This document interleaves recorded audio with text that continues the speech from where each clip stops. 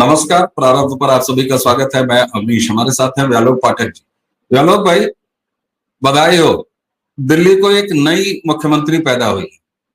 वो दिल्ली जिसका मुख्यमंत्री 5 महीने से तिहाड़ की सेल में था, और जब सुप्रीम कोर्ट ने उस व्यक्ति को जमानत दिया तो मैंने एक बात कही कि अरविंद केजरीवाल नाम का एक व्यक्ति जो आम आदमी पार्टी का मालिक है, उसको सुप्रीम कोर्ट ने तिहाड़ से बाहर निकाल दिया, जबकि मुख्यमंत्री दिल्ली का वो अभी भी तिहाड़ के अंदर है। क्योंकि इतनी सारी पाबंदियां, इतनी सारी शर्तें जो सुप्रीम कोर्ट ने लगाई थी, उसकी भी मुझे लगता है कि विमर्शों में कहीं ना कहीं व्याख्या होनी चाहिए कि आखिर एक मुख्यमंत्री को मुख्यमंत्री होने के नाते आपने जेल से बाहर निकाला और उसके बाद आपने उसको ये कहा कि सुनो मुख्यमंत्री, तुम अपने मुख्यमंत्री कार्यालय नहीं जा सकते, सुनो मुख्यमंत्री, तुम अपने सचिवालय नहीं जा सकते, हे मुख्यमंत्री, तुम कोई सरकारी काम नहीं कर सकते, तो फिर साहब आपने निकाला क्यों? तो ये कई सारी बातें निकलती हैं, लेकिन फिलहाल तो जो बात निकली है साहब कि 14 विभाग जिन मोहतरमा के पास थे या हैं, अब वो मुख्यमंत्री हैं। पहला सवाल लोगों को भी लगेगा कि मैं क्या उठा रहा हूं, लेकिन मुझे लगता है कि इन तमाम रायतों के बीच व्यालोक जी, मेरा पहला सवाल तो यही रहेगा, दर्शक चाहे हंसें या लोग सुधीजन ये कह दें कि साहब ये गंभीर वीडियो चर्चा की बड़ी हल्की शुरुआत है, लेकिन मैं जानना चाहूंगा कि आतिशी मार्लेना जो दिल्ली की मुख्यमंत्री हो गई हैं, चुनाव होने तक शीश महल में प्रवेश कब लेंगी? व्यालोक भाई। शीश महल में वो प्रवेश नहीं लेंगी। वो कहेंगी कि मैं भरत की तरह शासन करूंगी। क्योंकि देखिए क्या है कि अभी राजनीति में पहले थोड़ी बहुत, राजनीति को वैसे भी गेम ऑफ क्रिकेट और बहुत सारी उपाधियां तो मैकियावेली के समय से मिलती रही हैं, लेकिन राजनीति का वर्तमान जो स्तर है उसमें एक चीज की जो बेकदरी सबसे ज्यादा हुई है वो है शर्म। किसी को कहीं कोई शर्म वर्म नहीं रही है, इसलिए कोई किसी से किसी की तुलना कर देगा, कोई कुछ भी बोल देगा। जैसे यही दिल्ली के भूतपूर्व, दिल्ली के नहीं ब्रह्मांड के जो मुख्यमंत्री हैं कट्टर ईमानदार, उन्होंने अपनी तुलना भगत सिंह से कर दी। बहुत देर तक वो बोलते रहे कि इतने साल पहले, करीब 80-90 साल पहले भगत सिंह के साथ ये हुआ, फलाना हुआ। जनता कंफ्यूज थी कि मनीष सिसोदिया भगत सिंह होंगे कि केजरीवाल होंगे। अंत में केजरीवाल को कहना पड़ा कि मैं अपनी ही बात कह रहा हूं। तो जब केजरीवाल भगत सिंह हो जाएंगे तो आतिशी भी कह देंगे कि मैं लक्ष्मण या भरत की तरह भाई खड़ाऊ रखूंगी। अब सर जी तो बाटा वाला शायद वो नीला चप्पल पहनते हैं या पता नहीं कौन सा पहनते हैं, तो उस चप्पल को रख के मैं करूंगी। तो शीश महल में वही रहेंगे। अगर एलजी ने उसमें वैधानिक नियमों का हवाला नहीं दिया या एलजी ने नहीं निकाला, तो आपका पहले सवाल का जवाब। दूसरा, मैंने दिल्ली वासियों को बधाई दी है कि बधाई हो from frying pan to fire, आप पहुंच गए हैं। मतलब पहले आपके पास केजरीवाल था, अब उससे भी खतरनाक एक आइटम आ गया है आपके पास। तो आप एकदम निश्चिंत रहिए, क्योंकि केजरीवाल जो झूठ बोलने के महारथी थे, लगातार झूठ बोलते थे, बच्चों की झूठी कसम खाते थे। दरअसल आम आदमी पार्टी में अगर प्रतियोगिता हो कि कौन सबसे ज्यादा झूठ बोल सकता है और सबसे विशुद्ध झूठ बोल सकता है, तो मुझे लगता है कि कड़ी प्रतियोगिता होगी। इनके 3-4 नेता तो शायद तिहाड़ में ही जा चुके हैं। 2-4 नेता कुछ पहले के जमाने में सिनेमा का टिकट विकट ब्लैक करते हुए बेचे गए, ऐसा लोग बताते हैं, मुझे नहीं पता। कहते हैं कि शायद टिकट ब्लैक करने से लेके संसद तक पहुंचे हैं। मार्लेना का व्यक्तित्व मात्र इससे समझा जा सकता है, मात्र इस एक बात से, कि एक चुनाव के पहले वह आतिशी मार्लेना थी, फिर वो बीच में आतिशी हुई, और जब इस बार चुनाव लड़ना था तो वह आतिशी सिंह हो गई। ठीक उसी तरह जब आपके परम मित्र और भूतपूर्व पत्रकार या पक्षकार स्लैश माननीय आशुतोष गुप्ता जी जब जेएनयू के विद्यार्थी थे, तो उन्होंने अपने स्कूल के बाहर सबको जमा किया और बाकायदा एक पर्चा निकाला कि आज से मैं जाति मुक्त हूं, आज से मेरा नाम गुप्ता नहीं रहेगा और मैं आज से आशुतोष। उन्होंने निकाला पर्चा। फिर जब वो दिल्ली में एक बार चुनाव लड़ने लगे तो उन्हें ध्यान में आया कि अरे ये तो बताना बहुत जरूरी है, और तब उन्होंने अपने नाम में गुप्ता लगाया और बाकायदा उसके पोस्टर हैं, पैम्फलेट हैं। वही इस आतिशी सिंह का हाल है। तो अब तो इनको आतिशी सिंह ही मैं कहता हूं, आतिशी मारलेना की जगह। वैसे भी मारलेना क्या नाम है भाई, इसी नाम की एक फिल्म बनाने पर दादा कोंडके को अदालत में घसीट लिया गया था, और ये अपना नाम ही लेके वो ऐसा घूम रही हैं कि मार तो लेनिन फिर मार लेना। ये कौन सी बात हुई। खैर, जो आसमान से गिरे और खजूर पर अटके वाली बात है। देखिए, केजरीवाल कोई विभाग नहीं चलाते थे, केजरीवाल बिना विभाग के मुख्यमंत्री थे। असल में दिल्ली की जनता को मुझे चूमने का मन करता है, मुझे लपट के उसे बधाइयां देने का मन करता है कि दिल्ली की जनता ने कितनी महान पार्टी को चुना है। इसमें एक व्यक्ति है जो इसका मालिक है, मुझे हंसी भी आ रही है, माफ कीजिएगा। वो बिना किसी विभाग के मुख्यमंत्री भी बन जाता है, तमाम घोटाले में नामित होता है, चला जाता है, 5 महीने वो नहीं देता है इस्तीफा। जब जमानत पर कोर्ट उसको छोड़ता है, तब वह एक बड़ी सी जनसभा करता है और कहता है कि 10 साल लगे, 20 साल लगे, जब तक नहीं होगा तब तक नहीं।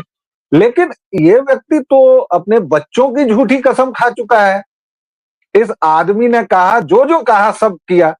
कहा कि राजनीति में नहीं जाएंगे, गया। पार्टी नहीं बनाएंगे, बनाई। मुख्यमंत्री नहीं बनेंगे, बना। सुरक्षा नहीं लेंगे, ली। शीश महल बनवाया, जबकि कहा था कि हम तो भाई 2 कमरों के फ्लैट में रहेंगे, हम तो राजनीति बदलने आए हैं जी। कैसी सुंदर राजनीति बदली कि आज दिल्ली को, राष्ट्रीय राजधानी दिल्ली और वहां रहने वाले निवासियों, आपके लिए शर्म की बात है कि दिल्ली में एक राबड़ी देवी पैदा हुई। ठीक। और राबड़ी देवी ही है वो। उनकी डिग्रियों से मैं नहीं डरूंगा, ना ना ना ना। राबड़ी देवी कैसे हैं वो अगले सवाल पर बताऊं।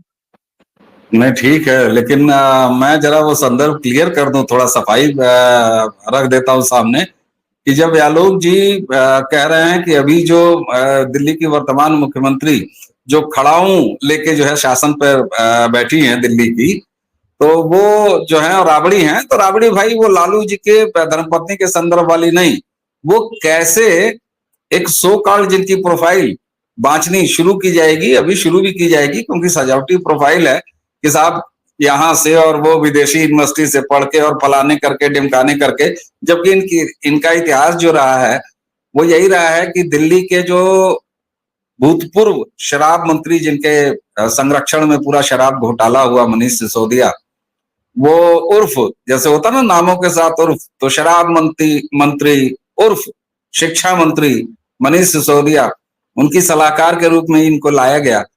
और अगर आप सीनियरिटी की बात देखेंगे तो भाई सुनीता केजरीवाल तो सबसे मोस्ट सीनियर थी, उनका नाम नहीं आया सामने, मतलब आगे नहीं बढ़ पाया, वो उसकी अपनी वजह रही होंगी।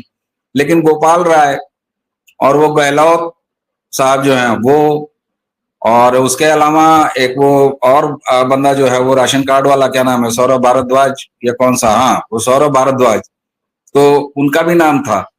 लेकिन आतिशी ने नंबर बढ़ाया, आगे चले। अच्छा, एक चीज अब मैं ये जानना चाहता हूं आपसे कि अरविंद केजरीवाल जब 2 रुपया हर माल की तरह, मैं कट्टर ईमानदार, और मैं साहब जो है वो अपना ईमानदारी का एक बार फिर मुहर लगवाऊंगा, और दिल्ली की जनता, यही कहा उन्होंने कि मैं इस्तीफा इसीलिए दे रहा हूं।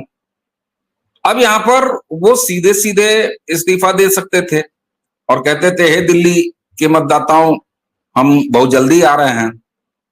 उन्होंने ऐसा नहीं किया भी आलोक जी, एक बात ये।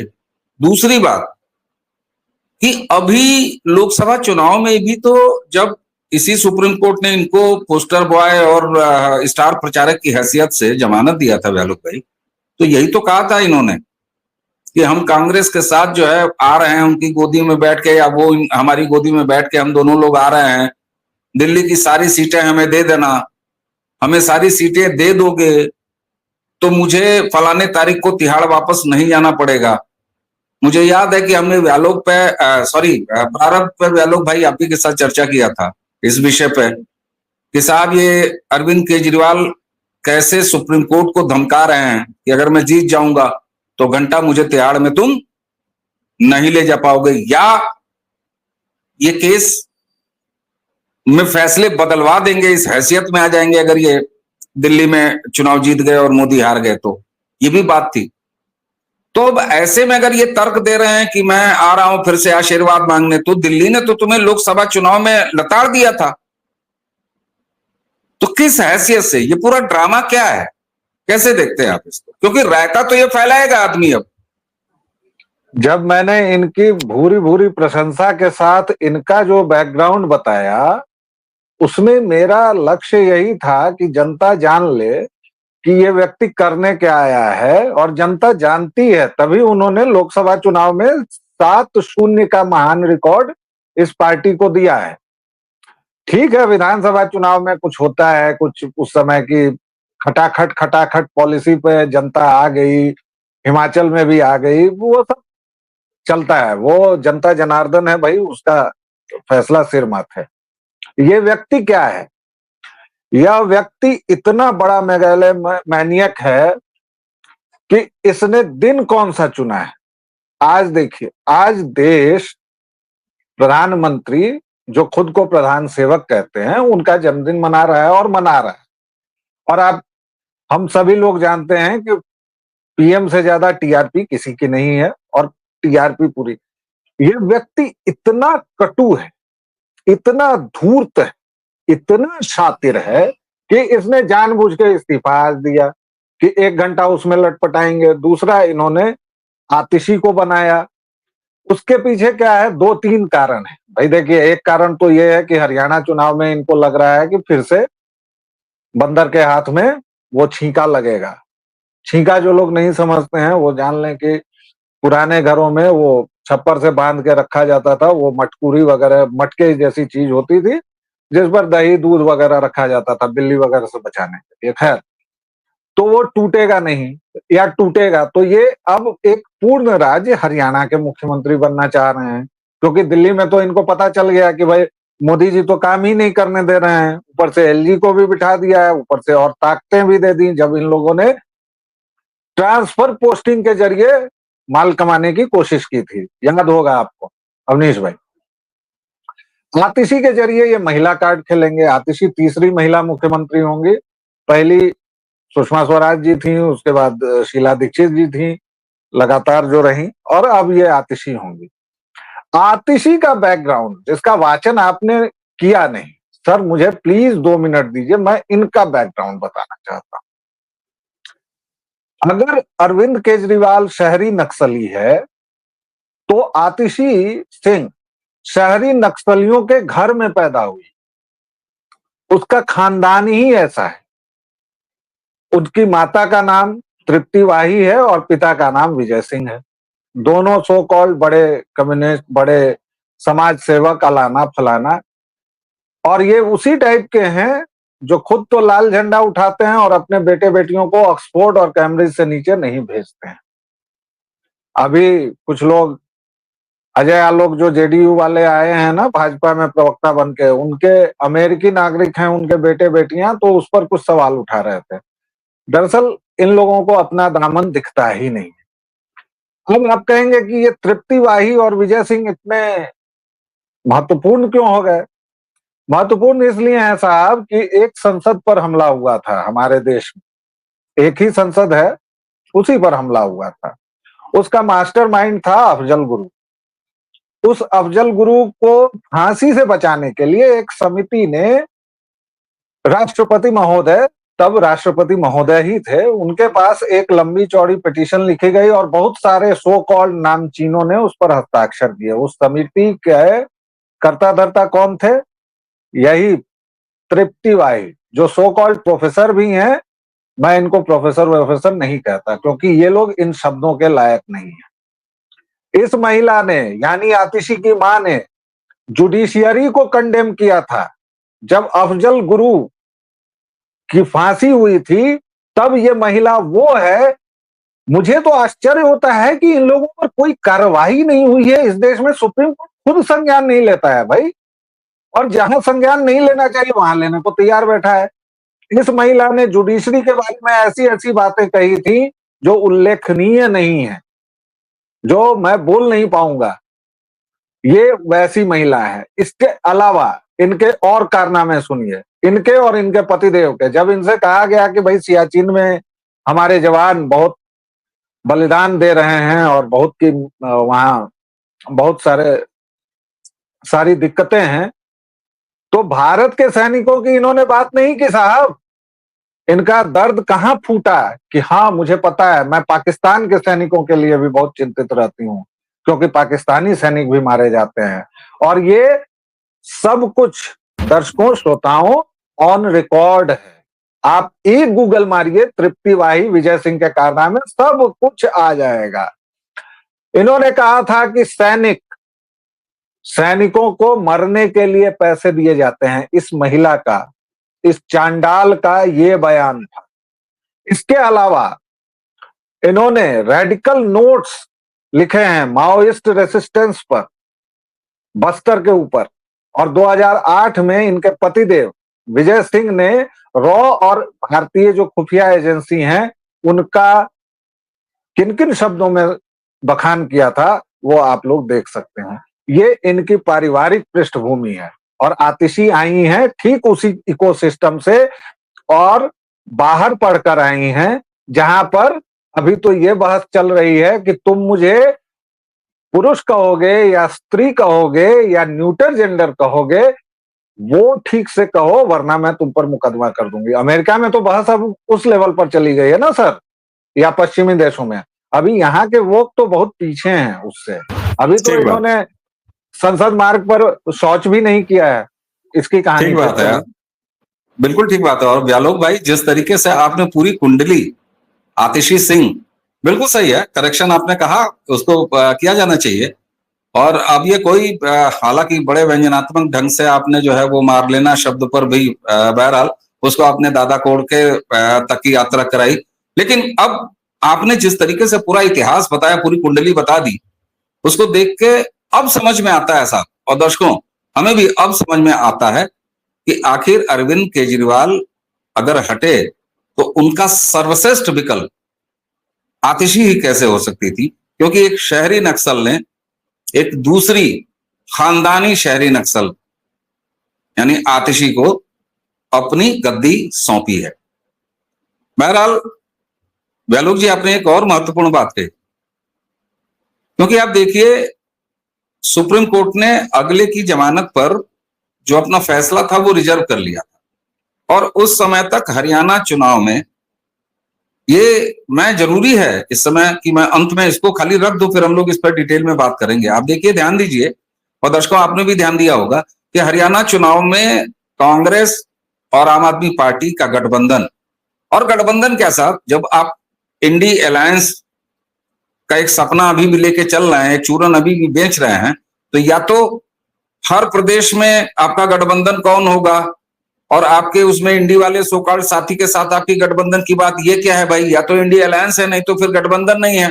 और गठबंधन अगर होना है तो फिर इंडी अलायंस नहीं है। व्यालोक जी, ये बड़ी साफ, यह मतलब सुविधा का खेल जो है बंगाल तक की ममताज हैं भी लालू भैया इनके पास, राहुल भैया के पास, और नहीं भी है। पंजाब है भी और नहीं भी है। तो ये तो वही है कि मोदी के सामने अपनी राजनीतिक जान बचाने की एक कुबत, और उसमें लप्पे में 99 पा गए तो फिर देश जलाने के लिए निकल लिए। हालांकि सुने लौट आए हैं माचिस ओचिस लेके अपना तबला समेट के। लेकिन यहाँ महत्वपूर्ण ये होगा कि अगला जो भी चुनाव होगा उसमें कांग्रेस और इनके क्या रिश्ते होंगे। बहरहाल अरविंद केजरीवाल ने इतिहास बना दिया है, और सच कहते हैं कि राबड़ी देवी तो फिर भी राबड़ी देवी थी, कम से कम समाज से आती थी, कोई नक्सल बैकग्राउंड नहीं था, कोई देश तोड़ो बैकग्राउंड नहीं था।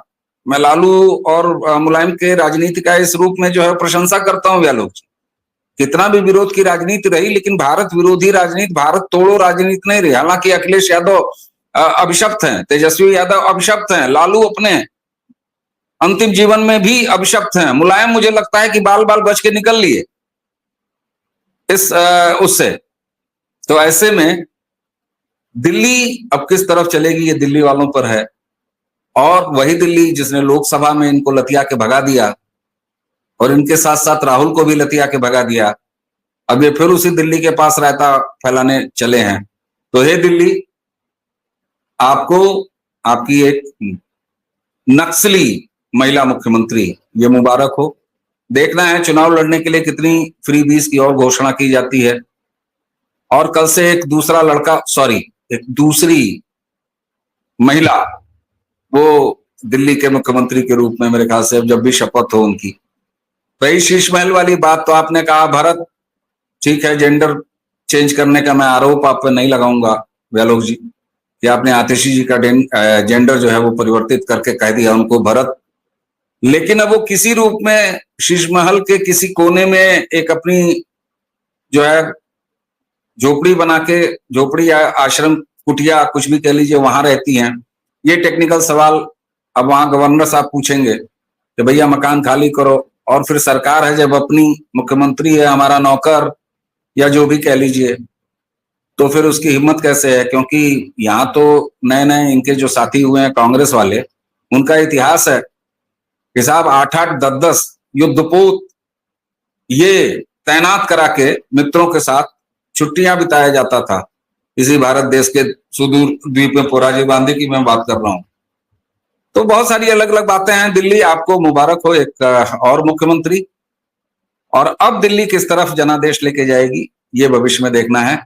चुनाव कब होता है ये देखना है। केजरीवाल तो पहले भी केजरीवाल थे, अब भी केजरीवाल ही रहेंगे। दर्शकों, हमें उम्मीद है कि हम जो कुछ भी थोड़ी बहुत बात कर पाए हैं, अभी तो पार्टी शुरू हुई है। व्यालोक जी, आपको बहुत बहुत धन्यवाद। आपने आतिशी जी को इतिहास, भूगोल, अब भूगोल तो मैं नहीं कहूंगा, तमाम चीजें आपने बांची उनकी। तो दर्शकों, इसी के साथ हमें और व्यालोक जी दोनों को आज्ञा दीजिए। नमस्कार।